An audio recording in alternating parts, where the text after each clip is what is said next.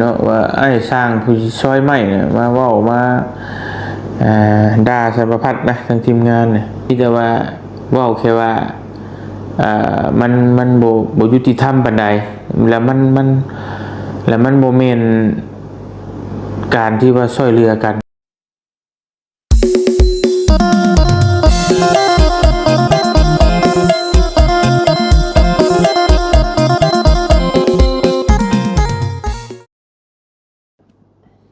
สวัสดีครับพี่น้องปองปายสุขุสุคนครับและกราบสวัสดีนะครับพี่น้อง FC ของเบาเตียงทองน้ำเด้อครับผมนะบอกว่าสีทางนอกและก็ในต่างประเทศนะครับพี่น้องครับมื้อนี้ก็คือเก่าครับพี่น้องครับก็ขออนุญาตเบาเตียงทองและก็ FC เบาเตียงนะครับพี่น้องครับขอนำเอาคลิปเบาเตียงมารีแอคชั่นให้พี่น้องเบิ่งคือเก่านะครับพี่น้องครับล่าสุดครับพี่น้องครับล่าสุดเบาเตียงเพิ่นออกมาเว้าเรื่องที่ว่ายูทูบเบอร์นะครับสายบุญคือกันกับเพิ่นนี่แหละครับที่ไปซอยเรือน้องเดิมหรือว่าน้องสาลีจังซี่นะครับแล้วทีนี้ให้สร้างเพิ่นนะครับพี่น้องครับมาเฮ็ดบ้านให้จังซี่นะครับมาตัดไม้ให้นะครับแล้วทีนี้ให้เงินสร้างไปซื้อไอ้โซนะพี่น้องโซตัดไม้ให้จังซี่แล้วทีนี้บอกว่าให้ไปซื้อแล้วก็ที่เหลือแล้วก็เอาไปใส่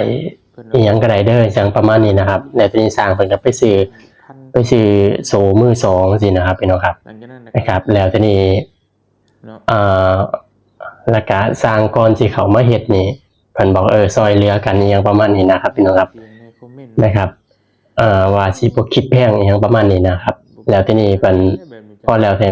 ทีนี้แบบมาคิดเป็นเม็ดเป็นหยังสินะครับพี่น้องครับแล้วทีนี้ยูทูบเบอร์เพิ่นไปฟาดหัวข่าวบอกว่า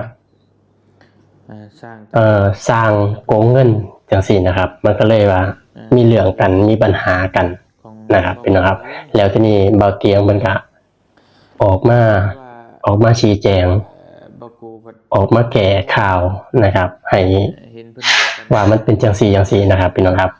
เดี๋ยวผมสิให้พี่น้องไปเบิ่งคลิปพร้อมๆกันครับพี่น้องครับเพราะว่าผมอาจสิเรามันบ่ค่อยละเอียดปานใดนะครับพี่น้องครับ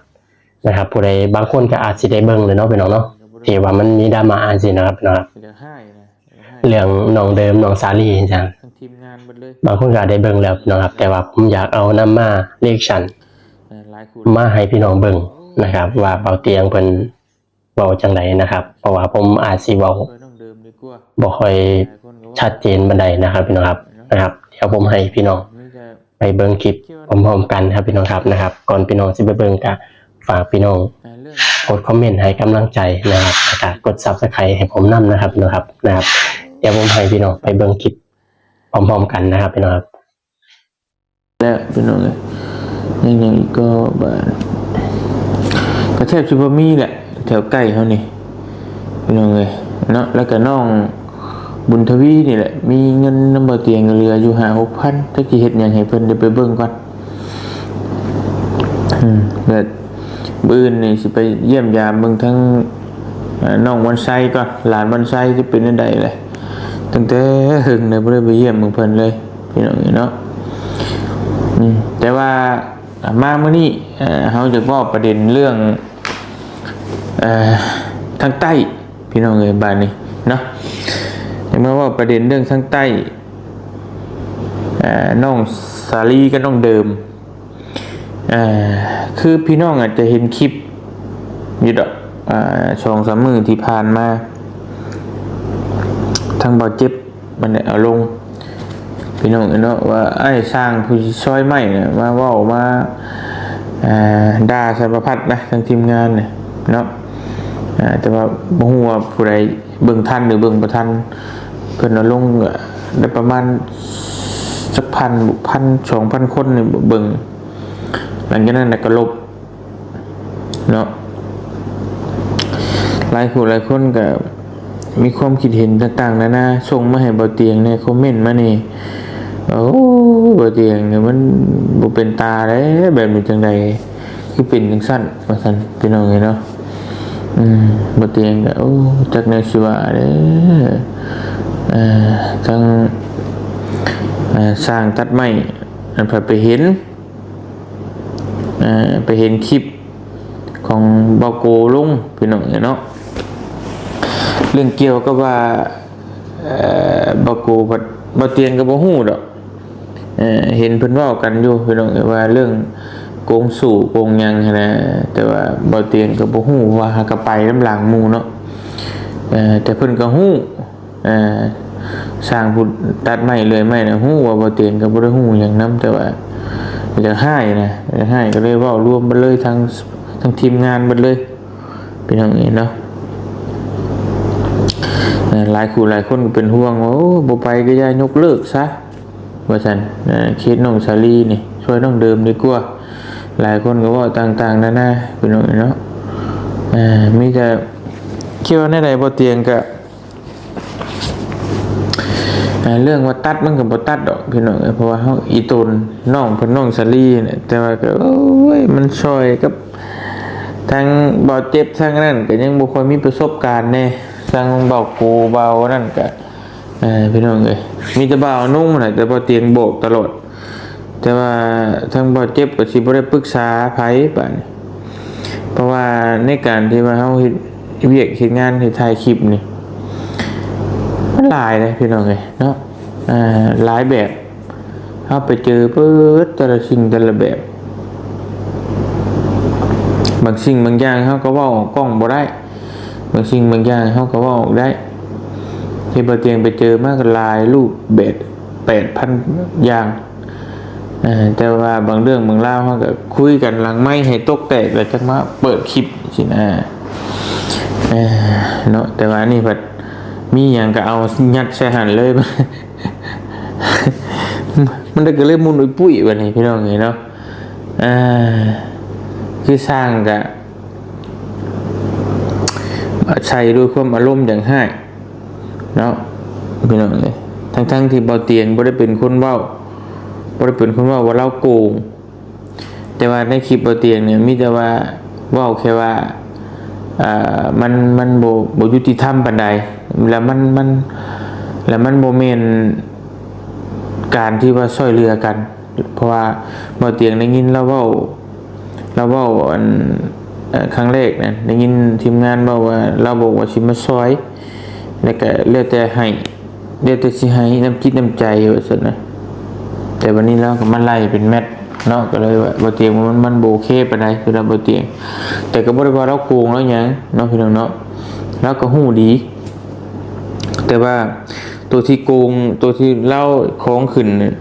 ไปเห็นในคลิปบ่โกว่าซั่นคลิปบ่โกแล้วไปทำว่าครั้งนี้นะแล้วเป็นคนหูแหละ